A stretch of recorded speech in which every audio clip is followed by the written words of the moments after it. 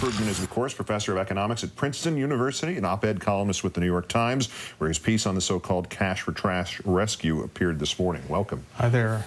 I want to get your analysis of the latest stage of the bailout, but first, I'm very confused by Senator McCain's response here. He does not like the unchecked authority that so many are complaining about, so he wants to give Secretary Paulson the unchecked authority immediately. Well, he wants to do something immediately, and, you know, he is trying to have it both ways. Yeah. I mean, I'm not sure he was quite said that, but no, he's, and there's a lot of debate. A lot of people think that McCain is going to try to, in the end, vote against this thing and pose as the opponent of big government. But I mean, let's put it this way. Obama is being a little slow on the uptake. We'd like to hear more from him, but McCain is really trying to play this on both sides. The Bush administration's hair on fire approach to this, you have analogized this to the authorization for use of military force. Section 8 of the bailout, whatever the Secretary of the Treasury does, is not reviewable by the courts. Clearly, that briefing of lawmakers last Thursday must have been like one of Dick Cheney's warnings about Saddam Hussein. It's much worse than we're telling the public. Is this another scam, or is this J.P. Morgan in 1907 locking the bankers in the room, not letting them out till they did something?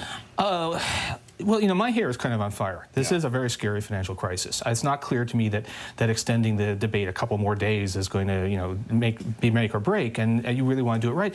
The amazing thing to me was the arrogance of Paulson, because he comes along and says, okay, we have this terrible crisis, and without consultation, without any discussion, he comes up with this plan that basically is, you know, all your decisions belong to me, right? And no future review, no courts, no agency can establish accountability without explaining.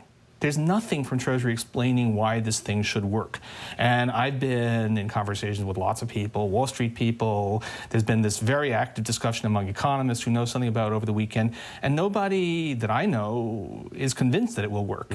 So this whole thing of we have to do it now, and otherwise the world will end. And there's no particular reason to believe. And by the way, Hank Paulson's record on this financial crisis, while he's certainly better than some other Bush administration officials, he has in fact been wrong again and again, and there's no reason to think that he has the magic answer. And is there a reason even given for why there is to be no accountability, why that section was written in such a bare-boned, in-your-face kind of 32 words, sign here or else? Yeah, that's very odd. I mean, it's,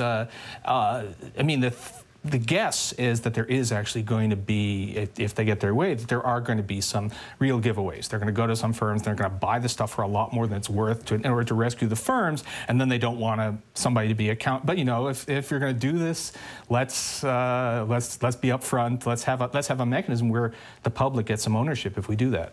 The Chris Dodd parts of his alternative to this, which I guess you're hinting at there, protection, oversight, something for whatever amount of money we're giving away, is that essential to anything? Because the more I see of this as an outsider in this field, the more it reminds me of the movie Blazing Saddles and Cleavon Little holding the gun to his own head saying, you know, nobody moves or the sheriff gets it. Yeah, the line I've been hearing is the Bush administration can stay irrational longer than you can stay solvent. No, the world can stay solvent. No, the real problem, I think if there's no equity stake, then it's a deal breaker. And what's really amazing, by the way, is Treasury produced this bare bones document with no explanation.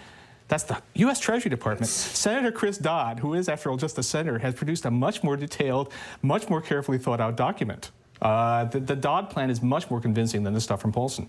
Is it that they don't know what to do, or is it that they want the proverbial blank check? Well, they want both. They want the proverbial blank check. And look, this was just a week ago, just 8 days ago. Paulson thought, well, we're finally going to just stop the bailouts. We're going to say no, Lehman, we're going to let it fail, and no problems. And then the world started falling in on them, and all of a sudden, it completely reverses and says, I want total power to dispose of $700 billion of taxpayers' money with no constraints. It's very, But so that, do you think that this inclusion of Section 8, this really kind of just naked power grab contained in this, is going to ironically work towards the forces who want oversight? It's going to be essentially necessitate this and in a hurry? I'm thankful for Section 8 because there's an intellectual argument, which I and others have been trying to have, saying, you know, this plan does not make sense. We need to restructure it. But we might have been just overcome by the rush. It could have been the Iraq War resolution all over again, except that people took a look at that and said, what? And that was kind of a signal that these people are not serious, that they're not really trying to reach out. This is, this is a power grab. Let's stop and talk about this for a while. So I think this may have been a great gift. Maybe there was a mole in the Treasury legal department who realized that this was a bad plan and gave an out. Put in a poison pill while you have a chance. Paul Krugman of the New York Times and Princeton, as always, great time. Thanks for your time, and especially in person. Thanks so much. Thank you.